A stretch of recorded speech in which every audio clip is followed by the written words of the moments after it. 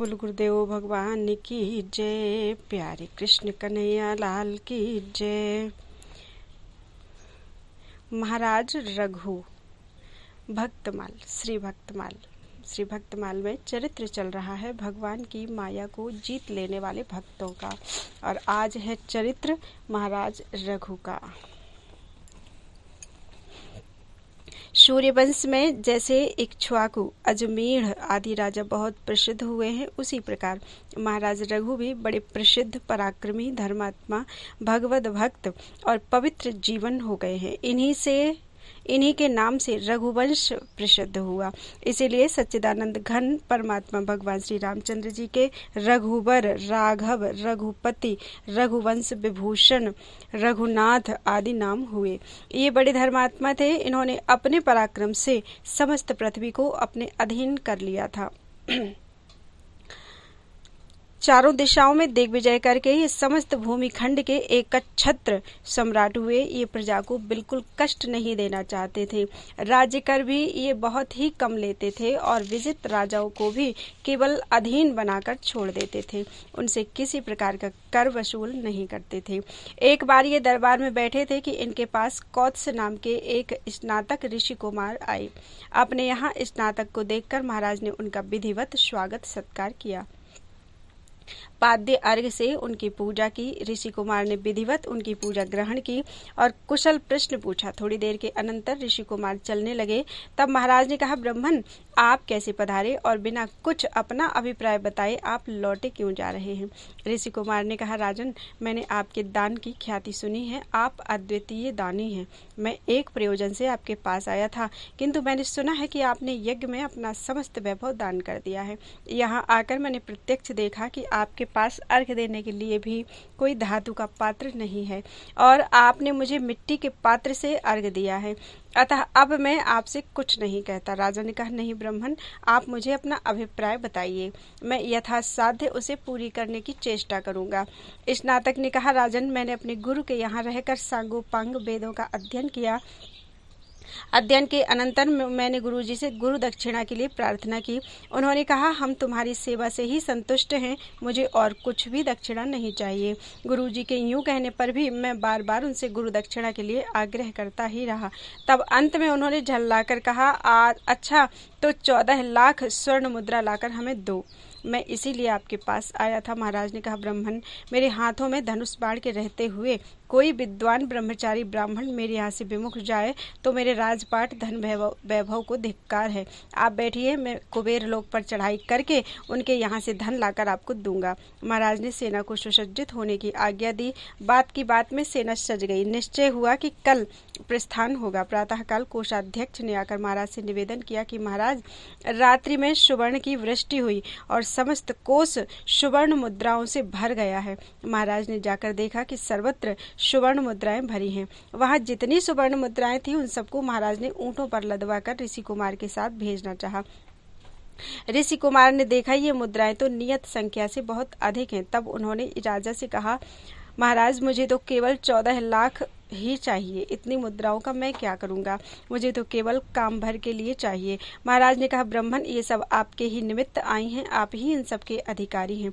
आपको ये सब मुद्राएं लेनी ही होंगी। आपके निमित्त आए हुए द्रव्य को भला मैं कैसे रख सकता हूँ? ऋषि कुमार ने बहुत मना किया, किंतु महाराज मानते ही नहीं थे। अंत में ऋषि को जितनी आवश्यकता थी वे उतना ही द्रव्य लेकर अपने गुरु के यहाँ चले गए। शेष जो धन बचा हुआ सब ब्राह्मणों को लुटा दिया गया। ऐसा दाता पृथ्वी पर कौन होगा जो इस प्रकार याचकों के मनोरथ पूर्ण करे? अंत में महाराज अपने पुत्र अज को राज्य देकर तपस्या करने वन में चले गए। अज के पुत्र महाराज दशरथ हुए, जिन्हें साक्षात परब्रह्म परमात्मा श्री रामचंद्र जी के पिता होने का सौभाग्य प्राप्त हुआ। बोलो वृंदावन बिहारी लाल की जय। अगला चरित्र है श्री राय जी का। ये महाराज पुरुरवा के पुत्र थे। इनकी माता उर्वशी नाम की अप्सरा थी। इनके जय, विजय, आयु, श्रुतायु एवं सत्यायु ये 5 भाई और थे। राय अपने सब भाइयों में प्रतापी और ज्ञानी थे। इनको भगवान की विशेष कृपा प्राप्त थी। श्री राय जी परम भागवत थे और भगवान के श्री चरण कमलों में मन लगाकर माया से पार हो गए। बोलो वृंदावन बिहारी लाल की जय। राय जी का चरित्र थोड़ा ज्यादा ही शॉर्ट में था। अगला चरित्र है राजर्षि गय का। राजर्षि गय महाराज भरत के वंश में उत्पन्न हुए थे। इनके पिता का नाम नक्त और माता का नाम द्रुति था। महाराज गय की पत्नी का नाम गयंती था, जिससे उन्हें चित्ररथ, सुगति और अवरोधन नामक 3 पुत्र प्राप्त हुए। उदार कीर्ति राजर्षि प्रवर गय साक्षात भगवान विष्णु के अंश माने जाते थे। महाराज गय प्रजापालन, शासन और यज्ञ अनुष्ठान आदि सभी कर्म निष्काम भाव से केवल भगवत प्रीत्यर्थ करते थे। वे सदा ब्रह्मवेत्ता महापुरुषों की चरण सेवा किया करते थे। इन सब के फलस्वरूप उन्हें भक्ति योग की प्राप्ति हुई। वायु पुराण में गया महात्म्य के संदर्भ में एक अन्य विष्णु भक्त असुर गय की कथा आती है, जो इस प्रकार है। गय अद्भुत असुर था। असुर वंश में उत्पन्न होने पर भी उसमें आसुर भाव का लेश भी नहीं था।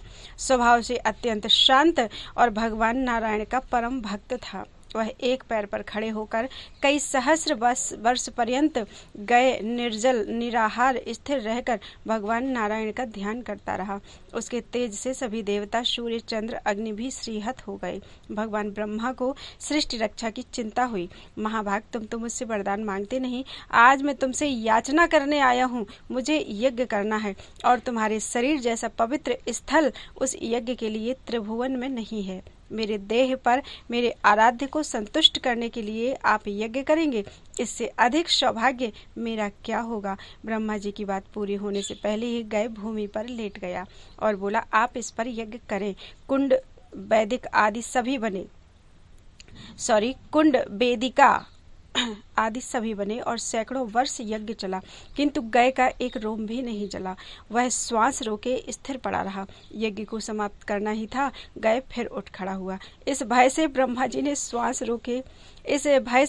जी ने भगवान नारायण का स्मरण किया। भगवान ने उसके विभिन्न अंगों पर देवताओं को स्थापित किया और उसके हृदय देश पर स्वयं गदा लेकर खड़े हुए। मेरे शरीर पर कहीं कोई कैसा भी पिंडदान करे, उसके पितरों को अक्षय तृप्ति प्राप्त हो, यह वरदान गय ने भगवान से मांगा। पूरा गया क्षेत्र उसके देह पर ही स्थित है।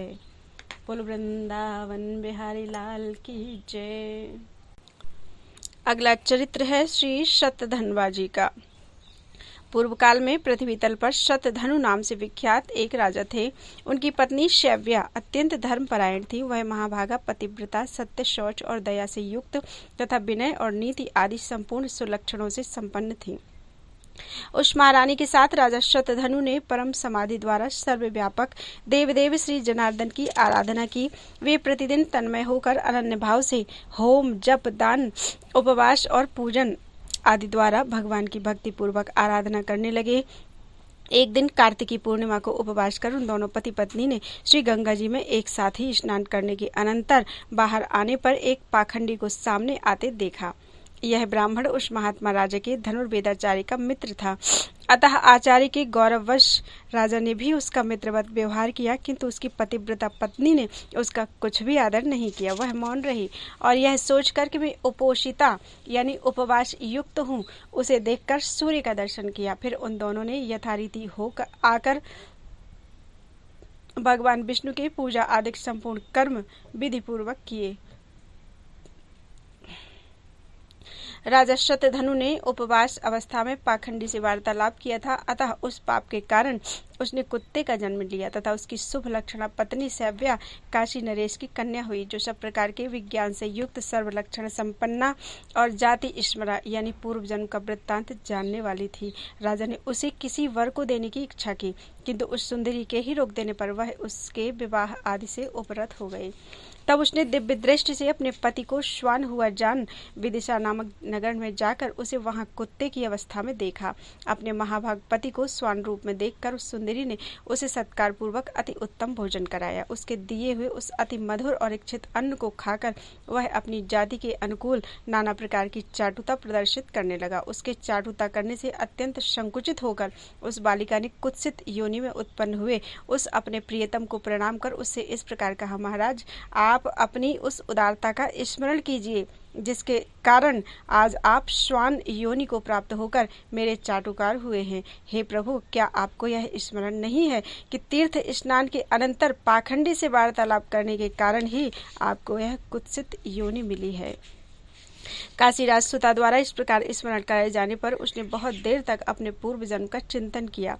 तब उसे अति दुर्लभ निर्वेद प्राप्त हुआ। उसने अत्यंत उदास चित्त से नगर के बाहर आकर प्राण त्याग दिए और फिर श्रृगाल योनि में जन्म लिया।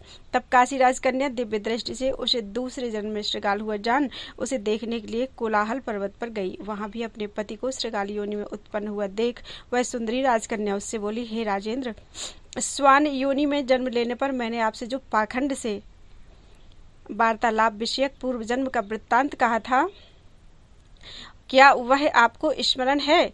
तब सत्यनिष्ठों में श्रेष्ठ राजा शतधनु ने उसके इस प्रकार कहने पर सारा सत्य वृत्तांत जानकर निराहार रहकर वन में अपना शरीर छोड़ दिया। फिर वह एक भेड़िया हुआ। उस समय भी अनिंदिता राजकन्या ने निर्जन वन में जाकर अपने पति को उसके पूर्व जन्म का वृत्तांत स्मरण कराया। उसने कहा, हे महाभाग, तुम भेड़िया नहीं हो, तुम राजा शतधनु हो। तुम अपने पूर्व जन्मों में क्रमशः कुक्कुर और श्रृगाल होकर अब भेड़िया हुए हो। इस प्रकार उसके स्मरण कराने पर राजा ने जब भेड़िए के शरीर को छोड़ा तो गृध योनि में जन्म लिया। उस समय भी उसकी निष्पाप भार्या ने उसे फिर बोध कराया, हे नरेंद्र, तुम अपने स्वरूप का स्मरण करो, इन गृध चेष्टाओं को छोड़ो। पाखंडी के साथ वार्तालाप करने से दोष से ही तुम गृध हुए हो। पाखंडी के साथ वार्तालाप करने के दोष से ही तुम गृध हुए हो। फिर दूसरे जन्म में काक योनि को प्राप्त होने पर भी अपने पति को योग बल से पाकर उस सुंदरी ने कहा, प्रभु, जिसके वशीभूत होकर संपूर्ण सामंत गण नाना प्रकार की वस्तुएं भेंट करते थे, वही आप आज काक योनि को प्राप्त होकर बलिभोजी हुए हो। इसी प्रकार काक योनि में भी पूर्व जन्म का स्मरण कराए जाने पर राजा ने अपने प्राण छोड़ दिए और फिर मयूर योनि में जन्म लिया। मयूरावस्था में भी काशीराज की कन्या उसे क्षण क्षण में अति सुंदर मयूरोचित आहार देती हुई उसकी टहल करने लगी। उस समय राजा जनक ने अश्वमेध नामक महायज्ञ का अनुष्ठान किया। उस यज्ञ में अवभृत स्नान के समय उस मयूर को स्नान कराया। तब उस सुंदरी ने स्वयं भी स्नान कर राजा को यह स्मरण कराया कि किस प्रकार उसने श्वान, श्रृगाल आदि योनियां ग्रहण की थी। अपनी जन्म परंपरा का स्मरण होने पर उसने अपना शरीर त्याग दिया और फिर महात्मा जनक जी के यहाँ पुत्र रूप से जन्म लिया। तब उस सुंदरी ने अपने पिता को विवाह के लिए प्रेरित किया। उसकी प्रेरणा से राजा ने उसके स्वयंवर का आयोजन किया। स्वयंवर होने पर उस राजकन्या ने स्वयंवर में आए हुए अपने पति को फिर पतिभाव से वरण कर लिया। उस राजकुमार ने काशीराज की सुता के साथ नाना प्रकार के भोग भोगे और फिर पिता के परलोकवासी होने पर विदेह नगर का राज्य किया। उसने बहुत से यज्ञ किए, याचकों को नाना प्रकार से दान दिए, बहुत से पुत्र उत्पन्न किए और शत्रुओं के साथ अनेकों युद्ध किए। इस प्रकार उस राजा ने पृथ्वी का न्यायानुकूल पालन करते हुए राज्य भोग किया और अंत में अपने प्रिय प्राणों को धर्म युद्ध में छोड़ा। तब उस सुलोचना ने पहले के समान फिर अपने चितारूढ़ पति का विधिपूर्वक प्रसन्न मन से अनुगमन किया। इससे वह राजा उस कन्या के सहित इंद्रलोक से भी उत्कृष्ट अक्षय लोकों को प्राप्त हुआ। इस प्रकार शुद्ध हो जाने पर उसने अतुलनीय अक्षय स्वर्ग, अति दुर्लभ दाम्पत्य और अपने पूर्वाजित संपूर्ण पुण्य का फल प्राप्त किया। बोलो वृंदावन बिहारी लाल की जय। अगला चरित्र बहुत ही शॉर्ट में है। श्री अमूर्त जी परम निष्ठावान भक्त थे। इनको हरिदास जी भी कहते हैं। ये रात दिन भगवान के ध्यान में लीन रहा करते थे। इनकी बाल्यावस्था में ही भगवान में सहज प्रीति थी। बोलो वृंदावन बिहारी लाल की जय। अगला चरित्र है महाराज रंतिदेव का। चंद्रवंशी राजा दुष्यंत के वंश में संकृति नाम के एक राजा थे। राजा संकृति के 2 पुत्र थे, गुरु और रंतिदेव। इसमें रंतिदेव बड़े ही न्यायशील, धर्मात्मा और दयालु थे। दूसरों की दरिद्रता देखना उससे सहा ही नहीं जाता था। अपनी सारी संपत्ति उन्होंने दीन दुखियों को बांट दी थी और स्वयं बड़ी कठिनता से निर्वाह करते थे। ऐसी दशा में भी उन्हें जो कुछ मिल जाता था उसे दूसरों को दे देते थे और स्वयं भूखे ही रह जाते थे। एक बार रंतिदेव तथा उनके पूरे परिवार को 48 दिन दिनों तक भोजन की तो कौन कहे, पीने को जल भी नहीं मिला। देश में घोर अकाल पड़ जाने से जल मिलना भी दुर्लभ हो गया था। भूख प्यास से राजा तथा उनके परिवार सबके सब मरणासन्न हो गए थे। 49वें दिन कहीं से उनको घी, खीर, हलवा और जल मिला। 48 दिनों के निर्जल व्रती थे वे। उनका शरीर कांप रहा था, कंठ सूख गया था, शरीर में उठने की शक्ति नहीं थी। ऐसी दशा में रंतिदेव भोजन करने जा ही रहे थे कि एक ब्राह्मण अतिथि आ गए। रंतिदेव ने बड़ी श्रद्धा से उन विप्र को उसी अन्न में से भोजन कराया। विप्र के भोजन कर लेने पर बचे हुए अन्न को राजा ने अपने परिवार के लोगों में बांट दिया। वे सब भोजन करने ही जा रहे थे कि एक शूद्र अतिथि आ गया। उस दरिद्र शूद्र को भी राजा ने आदरपूर्वक भोजन करा दिया। अब एक चांडाल कई कुत्तों के साथ आया और कहने लगा, राजन, मेरे ये कुत्ते भूखे हैं और मैं भी बहुत भूखा हूँ। रंतिदेव ने उन सबका भी सत्कार किया। सभी प्राणियों में श्रीहरि को देखने वाले उन महापुरुष ने बचा हुआ सारा अन्न कुत्तों और चांडाल को दे दिया। अब केवल इतना जल बचा था जो मनुष्य की प्यास बुझा सके। राजा उससे अपना सूखा कंठ गीला करना चाहते थे कि एक और चांडाल आकर दीन स्वर से कहने लगा, महाराज, मैं बहुत थका हूँ, मुझे अपवित्र नीच को पीने के लिए थोड़ा पानी दीजिए। चांडाल थका था और बहुत प्यासा था। उसकी बाड़ी बड़े परिश्रम से निकलती जान पड़ रही थी। उसकी ऐसी दशा देखकर राजा को बड़ी दया आई। स्वयं प्यास के मारे मरणासन्न रहने पर भी परम दयालु राजा रंतिदेव ने वह जल आदरपूर्वक एवं प्रसन्नता के साथ चांडाल को पिला दिया। भक्तों की कामना पूर्ण करने वाले त्रिभुवन के स्वामी ब्रह्मा, विष्णु और महेश ही रंतिदेव की परीक्षा के लिए इन रूपों में आए थे। राजा का धैर्य देखकर वे प्रकट हो गए। राजा ने उनको प्रणाम किया, उनका पूजन किया। बहुत कहने पर भी रंतिदेव ने कोई वरदान नहीं मांगा। जैसे जगने पर स्वप्न लीन हो जाता है, वैसे ही भगवान वासुदेव में चित्त को तन्मय कर देने से राजा रंतिदेव के सामने से त्रिगुणमयी माया लीन हो गई। रंतिदेव के प्रभाव से उनके परिवार के सब लोग भी नारायण परायण होकर योगियों की परम गति को प्राप्त हुए। भक्तमाल के टीकाकार श्री प्रियादास जी महाराज रंतिदेव की उपर्युक्त कथा का अपने निम्न कवित्त में कुछ इस प्रकार से वर्णन करते हैं। अहो रंतिदेव नृप संत दुष्यंत वंश, अति ही प्रशंस सो आकाश वृत्ति लई है। भूखे को न देख सके आवे सो उठाए देत, नेति नहीं करे भूख देह छीन भई है। 48 दिन पीछे जल अन्न आयो, दियो विप्र शूद्र नीच श्वान यह नहीं है। हरि को निहारे उन माझ तब आए प्रभु, भाई जग दुख जिते भोगों भक्ति छई है। बोलो वृंदावन बिहारी लाल की जय।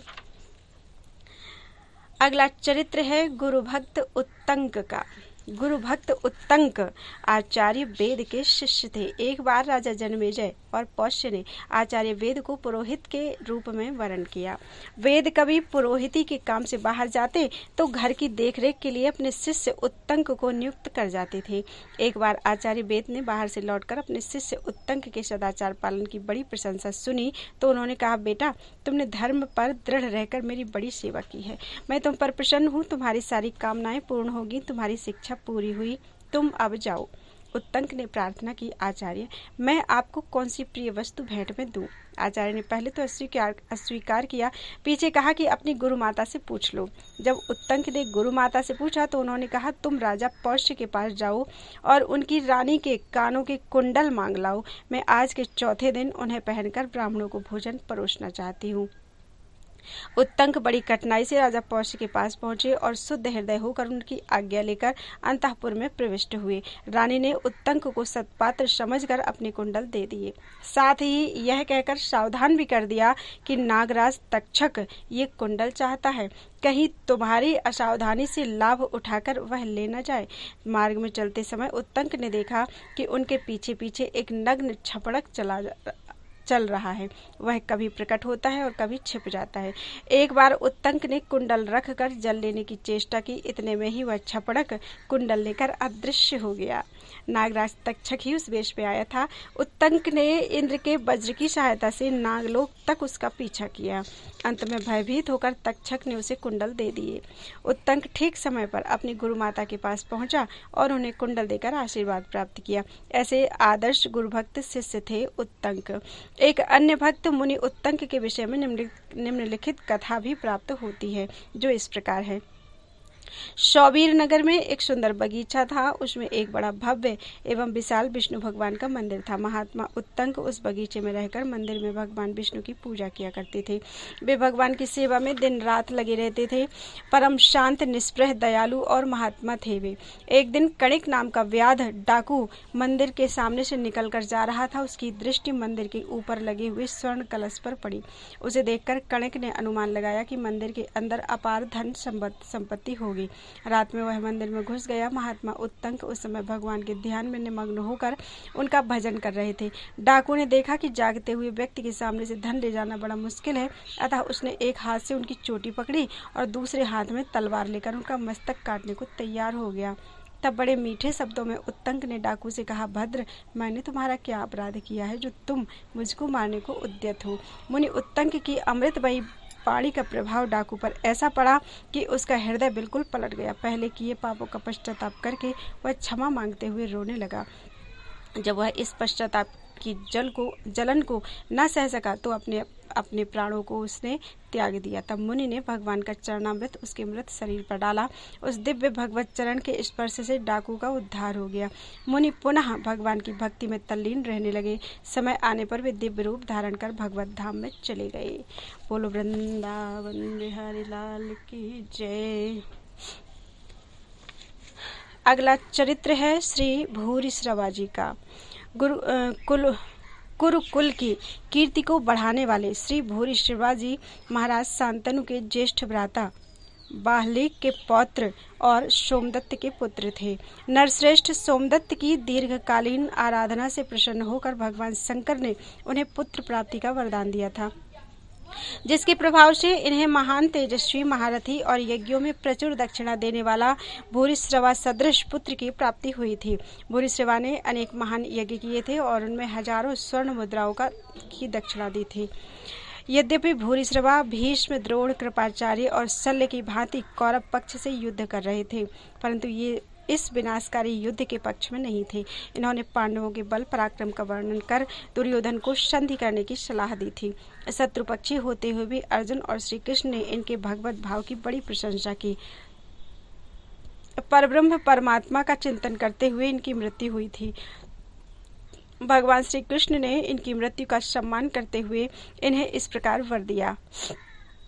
ये लोकामं विमलाः सकृद विभाता ब्रह्माद्यै सुरव्रजभैरपीष्यमाणाः तान् क्षिप्रं व्रज सतताग्निहोत्र याजिन् मत्तुल्यो भव गरुणोत्तमांग्यानः।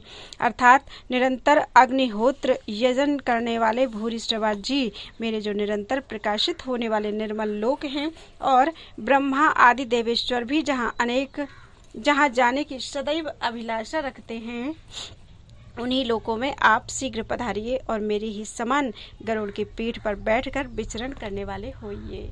बोलो वृंदावन बिहारी लाल की जय।